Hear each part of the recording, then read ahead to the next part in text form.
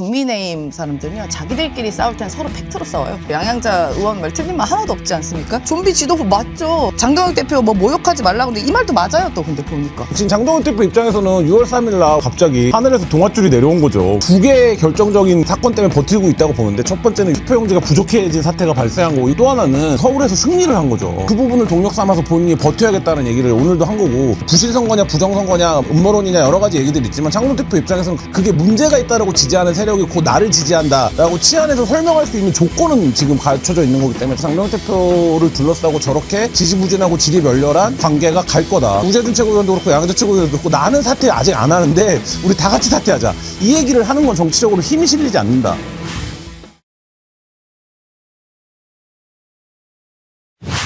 국힘당도 뭐 사실은 이번 선거 끝나면은 민주당보다는 국힘당이 좀 난리가 났어야 그니까 정상 아닌가요? 그런데 뭐 저렇게 또 버티는 데는 방법이 또 없는 것 같기도 그렇죠. 하고, 장동혁이 계속 저렇게 버티니까 이제 양양자 최고도 지금 최고위원 하고 있나요? 하고 있죠. 예.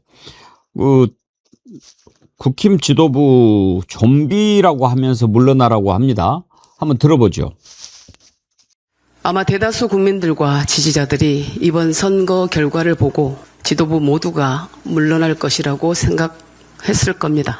당 지도부의 역할은 결과를 책임지는 데 있습니다. 이에 저는 지도부 총사퇴를 제안합니다. 지금 우리 국민의힘 지도부는 좀비 지도부로 불립니다. 후임 지도부가 이를 바로잡고 당을 이끌 수 있도록 최대한 빨리 우리가 길을 비켜줘야 한다고 생각합니다. 예, 좀비 지도부, 좀비. 장동혁도 뭐라고 얘기했는지 함께 들어보죠. 국민의힘 지도부를 좀비라고 표현하는 것은 그 지지를 보내주신 국민들을 모욕하는 것이라고 생각합니다. 제발 이 투표용지 사태에 대해서 특검 하나라도 우리가 마무리할 수 있도록 힘을 모으는 게 국민들에 대한 최소한의 예의라고 생각합니다. 왜 고소를 하지 그래요? 아니 그러니까 되게 웃긴 게요, 국민의힘 사람들은요, 자기들끼리 싸울 땐 서로 팩트로 싸워요. 네, 다 맞는 말만 합니다. 여기서 틀린 말이 뭐가 있어요? 양양자 의원 말 틀린 말 하나도 없지 않습니까? 좀비 지도부 맞죠? 그리고 장동혁 대표 뭐 모욕하지 말라고. 근데 이 말도 맞아요. 또 근데 보니까 그치, 그게 뽑아놨는데 좀비라고 하니까. 근데 스스로 물러날 때를 알아야 되는데, 장동혁 대표 같은 경우는 이번 선거뿐만이 아니라 그 전부터 계속 문제가 많아서 사퇴 얘기가 하루 이틀 일이 아니었습니다. 이제 와서 한 게 아니에요. 그동안에 뭐 윤어게인 절연하지 못했죠. 그다음에 윤석열 찾아가서 뭐 울고 뭐 이런 거 했고, 그다음에 부정선거라도 단절하지 못했고, 선거 때 공천 이상하게 해가지고 대구 난리 났었고, 선거 때 갑자기 느닷없이 미국 가가지고 8박 10일 있다 오고, 뭐 이게 뭐 문제가 하루 이틀이었습니까? 언제? 이 선거 때문이 아니라 이미 장동혁 대표는 식물 대표였고, 뭐 좀비 맞죠. 그러니까 물러나야죠. 왜 당을 망치고 있습니까? 남의 당이긴 하지만. 네.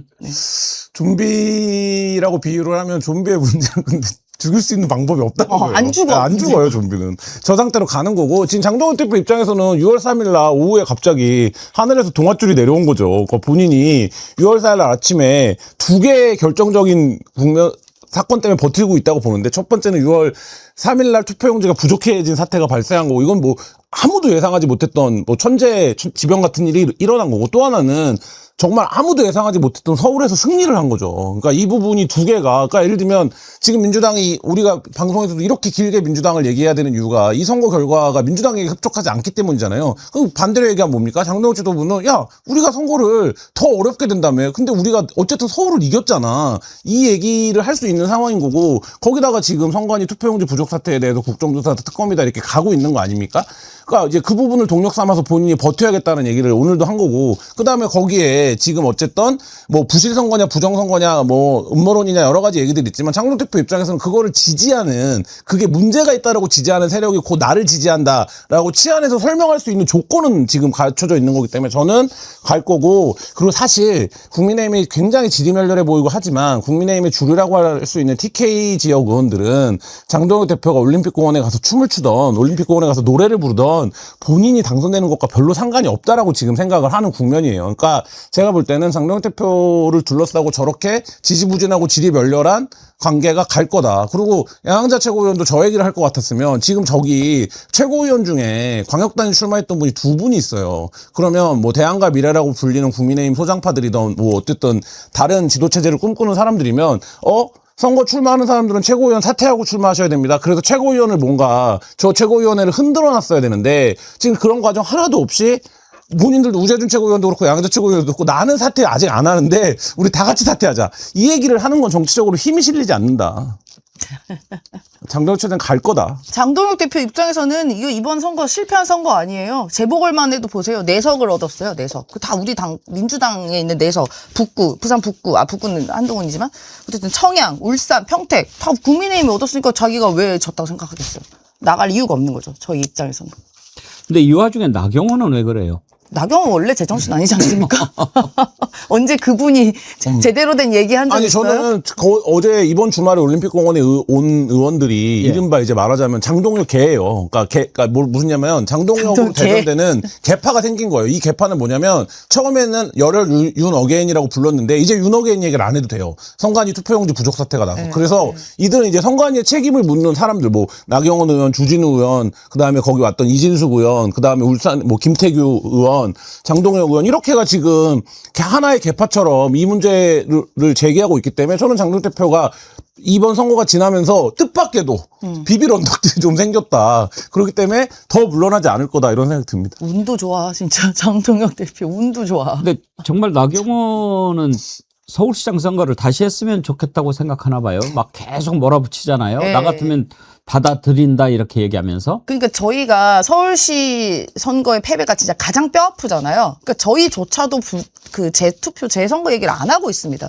그리고 심지어 저희는 패배를 빨리 인정을 했어요. 그런데 같은 당에 있는 자당의 후보가 당선이 됐어. 근데 재선거를 또 하자 그래요. 이건 또 무슨 어떻게 해석을 해야 되는지 좀 알 길이 없고 그냥 여기야말로 정말 친분 관계로 무언가의 정치적 결단과 판단을 하는 것 같다라는 생각이 듭니다. 말도 안 되는 네, 말도 안 주장인 걸 본인들도 알 거예요. 왜냐면 장동혁, 나경원 다 판사 출신이에요. 그러니까 재선거라는 건 선관위가 결정할 수도 없어요. 법원이 결정할 수밖에 없는 거고 알 거예요. 그러면 나경원 판사 출신 정치인 나경원, 장동혁이 해야 될 일은 뭡니까?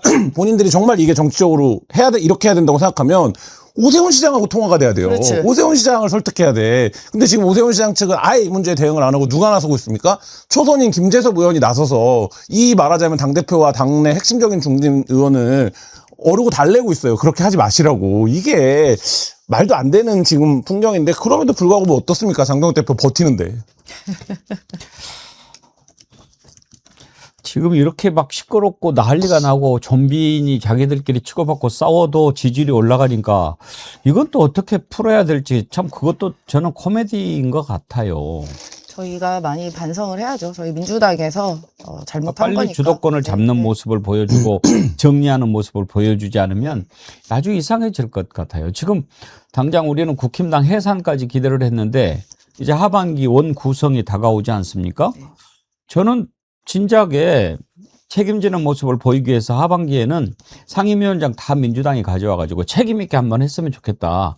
그렇게 생각을 했는데 지금 오히려 국힘당은 기존 것보다 더 내놓으라고 그러지 않아요? 반 달라고 하고 있습니다. 반. 예. 반 내놓으라고 하고 있고 특히 법사위를 일단 본인들이 가져가겠다고 하고 있는데 뭐 일단 원내대표는 뭐 일고의 가치도 없다고 이제 이야기를 했어요. 그거는 협상 대상도 아니다. 법사위는 이렇게 이야기했기 때문에 뭐 이 부분은 아마 원내대표의 아마 권한이 제일 크기 때문에 그 부분은 말씀하신 만큼 법사위만큼 저희가 절대 양보 안 할 거라고 보고 그러니까 국민의힘이 무리한 요구를 하고 있는 게 이게 원 구성이라는 게 결국은 우리 국민들의 민의가 들어가야 되는 거잖아요. 그러면 2024년에 총선 때, 당시 윤석열 정권 때긴 하지만 그 당시에 민주당에다가 지지를 보내주신, 압도적 지지를 보내주신 이유가 다 있을 거 아닙니까, 국민께서. 그럼 그 비율대로 원래 권고성 하는 거예요, 그대로. 근데 무슨 반을 요구합니까? 본인들이 반 의석 가져가셨던가?